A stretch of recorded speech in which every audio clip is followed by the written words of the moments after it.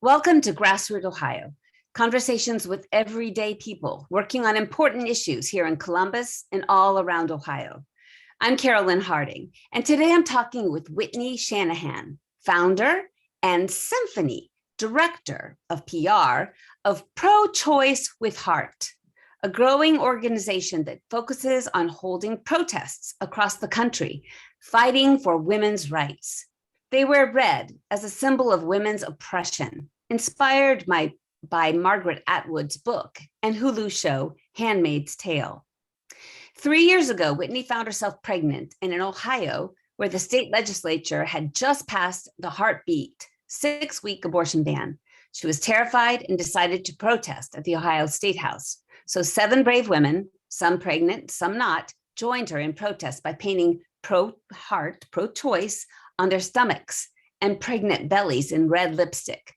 The protest went viral, and their grassroots activism group, ProChoice with Heart, was founded. To date, they have held hundreds of grassroots protests across the country and have over 500,000 members.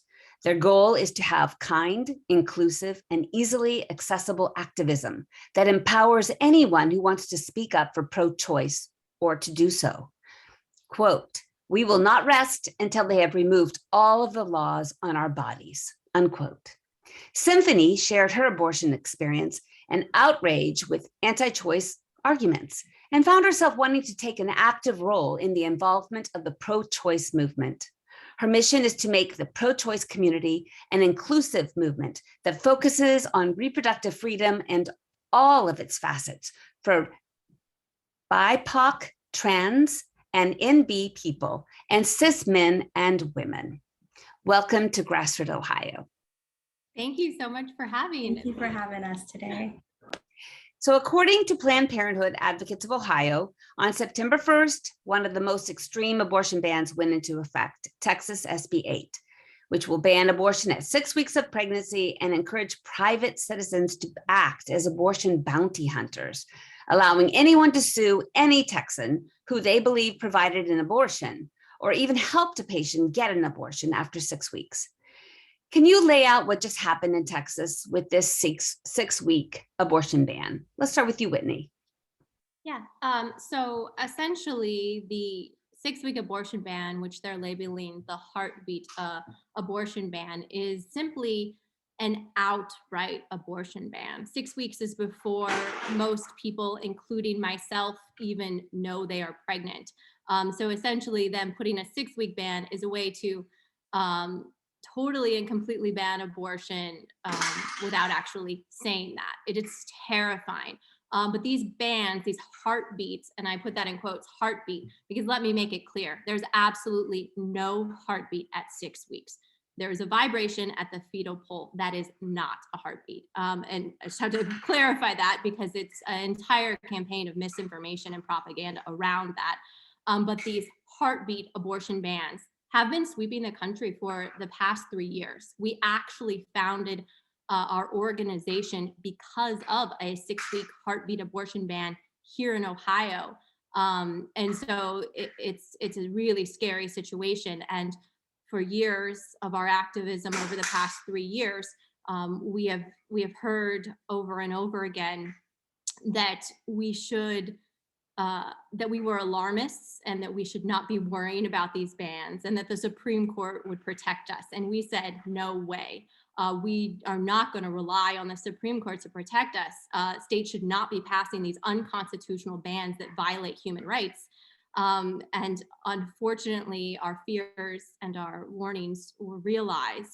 To no surprise, though, considering the makeup of the Supreme Court with Amy, as we call her, coat hanger Barrett, whose horrible record for women's rights and human rights, and then of course Brett Kavanaugh, who himself is a terrifying individual to have leading and a terrifying person to be in charge of women's rights, considering the numerous accusations he has against him for sexual assault.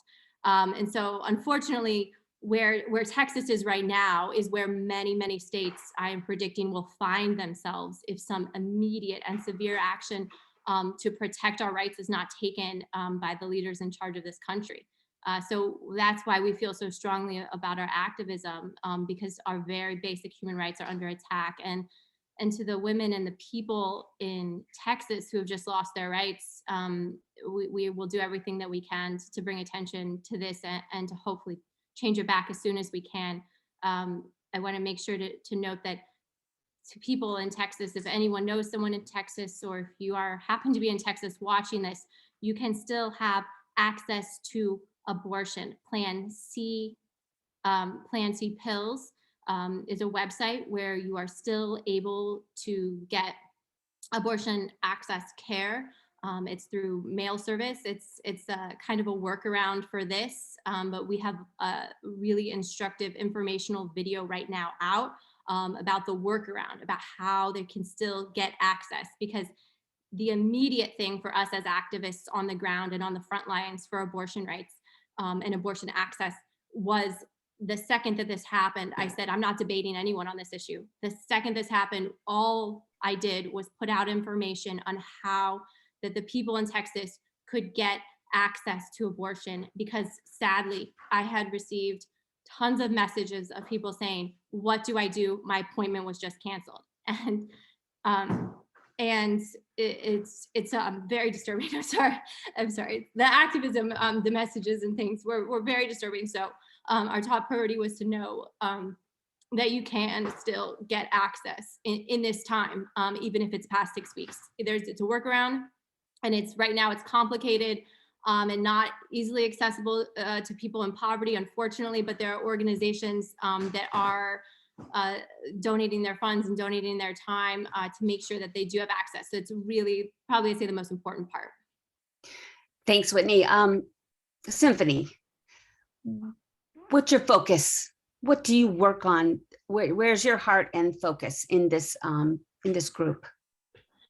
So a lot of my focus has been when I started, sharing my experience, like you mentioned earlier, I realized there are a lot of parts of reproductive freedom that kind of get overlooked because abortion is such a big part of what we're fighting for. It's huge. And so there are things such as sterilization and, access to birth control and comprehensive sex education that gets denied. We have states like Texas passing heartbeat bills, but you turn around and sex education is abstinence and religion. And a woman can't get sterilized. Anyone with a uterus, trans, non-binary, they can't get sterilized without the approval of a husband that they hypothetically may have, down the line. And so that is kind of where you're going to ban abortion. You're not going to let people get sterilized. You're not going to give them access to birth control because pharmacies can deny, prescription refills and things like that based on beliefs. So where are you? What is your end game? What do you want? And ultimately it's control. And so specifically in Texas, we do have, the Plan C pill, but a big part of my focus in terms of Texas would be making sure that as much outrage as we are expressing, we're also supporting these abortion funds like Jane's Due Process and the Bridge Collective and the Texas Equal Access Funds. These are all abortion funds that we need to actively continue to share and contribute to, so we can make sure that what little abortion care is accessible in Texas, it stays that way. We don't completely lose that door. Cymphony, what is your website that folks can find out about these funds? All right, specifically, I myself am a supporter and direct donator of the Bridge Collective. I recommend going to thebridgecollective.org. There you will see their range of care, whether it be you need a ride or you need help paying for said abortion. They also have their links to their PayPals to take donations. And it is ultimately a really great organization for those in the greater Austin area in Texas that don't know, what to do right now, because this is very frightening times for anyone with a uterus in Texas. And I know, Whitney, that your website contains a lot of that information. What is your website's address? So our website is ProChoiceWithHeart.com, and we are just a grassroots activist organization. So our main focus is spreading awareness and mobilizing people and empowering people to speak up for their rights. So I met you, Whitney, several years ago when you were running for public office, and you've had an evolution of change through your awareness. Tell us a little bit about how you got to where you are right now. Oh gosh, that's a long story. This better be a 2 hour or 3 hour. Keep it short. I keep it short. So I was raised very strictly Christian conservative. I went to a very fundamental private Christian school. I was raised in a way that I was taught that kindness was weakness, and that shaped my life for many, many years, sadly. And so I was very active in the Republican Party. I believed a lie for many years that people could pull themselves up by their bootstraps, so to speak. This mantra that was really drilled into my head from an early age, unfortunately, that lacked empathy, that lacked understanding, and that lacked perspective drastically. And so I ran for office as a Republican, and as running for an office as a Republican the same year as Trump, and as a woman, as a young woman, nothing will make you leave the Republican Party faster. That's what I've got to say about that. I found absolutely no support for women. I found mistreatment. I found sexism. It was very incredibly unfortunate and a horrible experience. But the good part of it is that it did give me, running for office did give me the power, I think, to feel that I could be heard and I could be seen.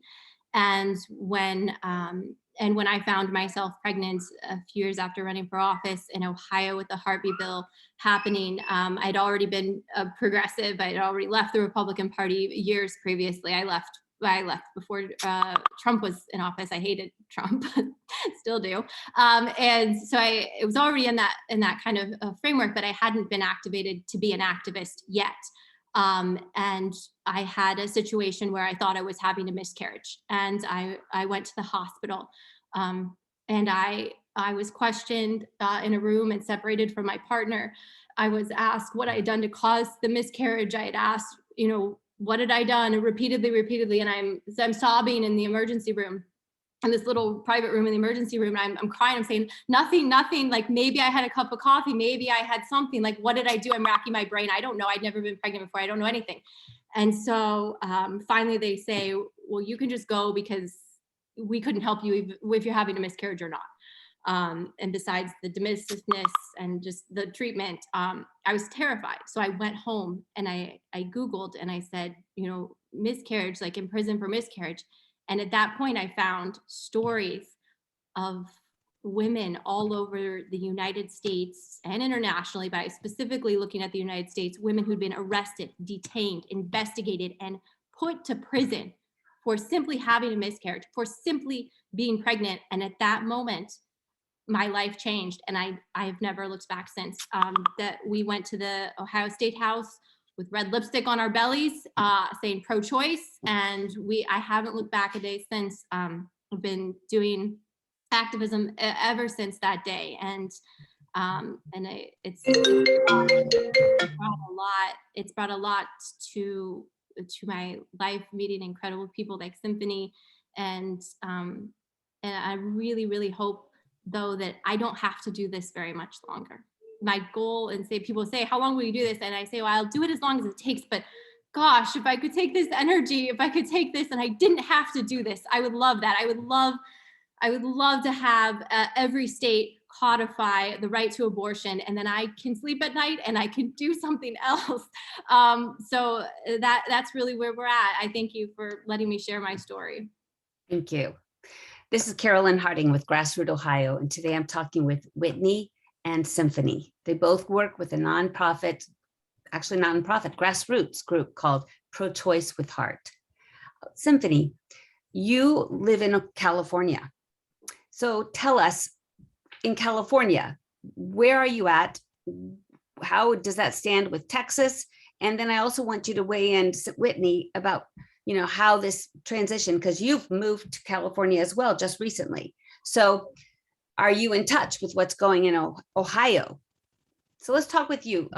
Cymphony, tell us what the situation is in California. I would say I'm very, very grateful. So it's a great state to live in right now, considering our times. We have access to healthcare, which is what it is. We have access to reproductive healthcare. The sex education is pushed. It's not just, abstinence, etc. And so overall in California, I do feel very grateful. It is a great privilege to be where we are.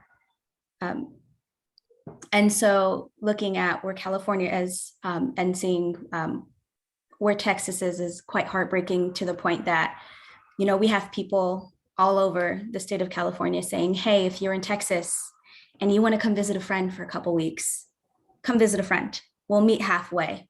We'll bring you here.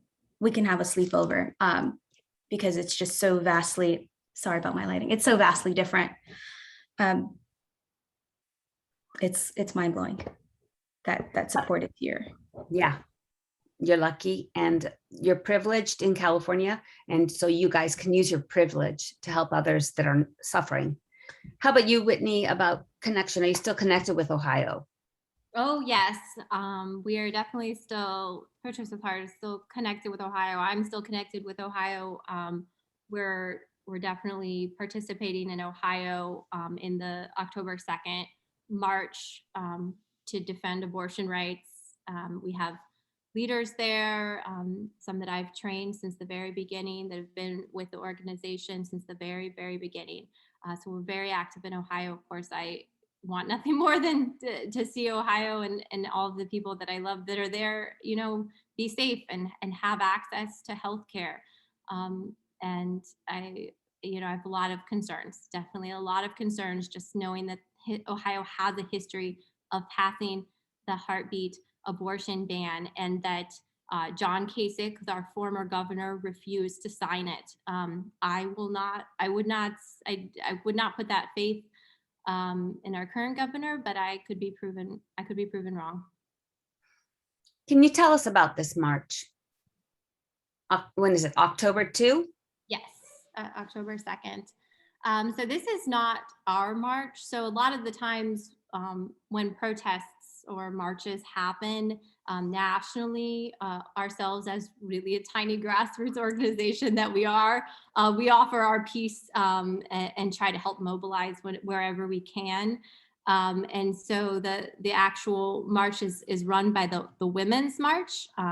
However, we're helping with a lot of the state's setup. So we have over 500,000 members nationwide in our organization. So our goal for the march is to make sure that our members are able to go and are able to speak up for their rights, and that they are able to have a leader in their state that they can see their face ahead of time, and that they know that someone is there that is supportive of them. Because one of the very sad elements of our activism and protests is that almost always we face massive counter protesters, massive anti-choice protesters. In Ohio, the Proud Boys are a incredibly racist and sexist organization that I would say trolls our protests, bringing heavy artillery, heavy guns and ammunition and all of these terrifying things. And a lot of our members, since our activism is so accessible, a lot of our members have never participated in a protest before. And so one of our main goals is that they have a good experience, that they are prepared to know that you might face people yelling at you that are carrying a gun or these different things. And we train our leaders to say, do not engage and really stay the course. And we just help to prepare people, because we really want activism to be accessible and people to feel empowered to speak up for their rights. And so that's our role in the Defend Abortion Rights Women's March. That's our role. So to try to make sure that our members have a point of contact and are able to feel safe and be prepared to go to a protest and speak up for their rights. Cymphony, Mm-hmm. what are you focusing on as far as the women's march on October 2? So in Where October, can people get more information? oh, I know, absolutely. Okay, so for anyone who is interested in this march, I do recommend them going to womensmarch.com or womensmarchglobal.org. That's also a great place if you are international outside of the States. I know we had a couple friends in Canada that were saying that they would march with us. So that would be a great way for you to go ahead and find a march near you, or to host one if there isn't one, in your city or in your state, depending on where you are. For me, mostly, my focus for this Women's March is going to be intersectionality. Explain that. When I first decided that I wanted to get, really involved in the pro-choice movement, like I mentioned earlier, I saw that there was a lot of aspects of reproductive freedom that was left out, but it was also a lot of marginalized communities that were left out of this, this problem that this country clearly has. We were looking at it from a perspective of, white feminism, and we weren't looking at it from the way these laws affect minorities. The fact that the maternal mortality rate is extremely high in this country, yes, but we're not looking at the fact that Black women are more likely to die in childbirth, than any other, race of women. So my focus for this is going to be, really elevating the voices of, Black, Indigenous people of color and their communities, our community, and making sure that we're not just focusing on one aspect of this, because we did that before, and it didn't solve the problem. It got us to a certain extent, but we're going back to where we were. So we need everybody, we need every aspect, we need every marginalized group to be considered, in the support of new policy, not just marching. And if anyone is interested, in checking out policy, I would recommend I shared it with Whitney. It's a great resource. It is the Black Reproductive Justice policy, and the website would be blackrj.org. It's 75 pages long. It is a read, but it is a great resource, and it'll really put things into perspective, for those that have only viewed this from the perspective of the white woman. And I truly do recommend it before, getting any further involved in the pro-choice movement. Excellent. I So second important. I second that. Amazing, incredible resource. And I also want to say, as far as inclusivity, we are myself are LGBTQ inclusive. And I know that a march called Women's March can feel really exclusive to non-binary and our trans community. So we are just make sure that if you are marching with us on October 2nd, you are welcome, you are included, and you are seen. And there is a march actually in DC, but then there are marches in every state and many, many cities, correct? Yeah, there's a big one in Columbus, Ohio, and tons of other states and cities, but probably the one your viewers want to check out is the Columbus, Ohio one. And where's a good website again for that info? So I actually think for the Columbus, Ohio one, I think that we are actually the ones in charge of that. So what is that? You can check out prochoicewithheart.com. And right now we're building out a new website with a leader page where people can go and they can see who their leader is or their point of contact is in each state. Excellent. So let's move on. Yesterday, September 9, 2021, Attorney General Merrick B. Garland announced that the Department of Justice has filed a lawsuit to prevent the state of Texas from enforcing Senate Bill 8, which went into effect on September 1 and effectively bans most abortions in the state. And this is his quote: "The act is clearly unconstitutional under long-standing Supreme Court precedent," said Attorney General Garland. "The United States has the authority and responsibility to ensure that no state can deprive individuals of their constitutional rights through a legislative scheme specifically designed to prevent the vindication of those rights." Would you like to give us a little bit of insight on that, Cymphony? Yes, I would. Specifically, just this entire thing. Whitney mentioned earlier how we were told this, don't worry about these heartbeat bills. Don't worry about this. The Supreme Court will take care of it. The Supreme Court will never let this happen. And you're right. They didn't support it, but they also didn't condemn it. And that's the problem. they found a loophole in that in their inactivity, they could indirectly support this legislation. And it was, I won't say it was, the solution or the best thing ever to hear that DOJ is, pressing charges or is filing a lawsuit. But it was reassuring to know that at least someone, if the Supreme Court wasn't going to do anything, that someone, saw it and realized that this was unconstitutional.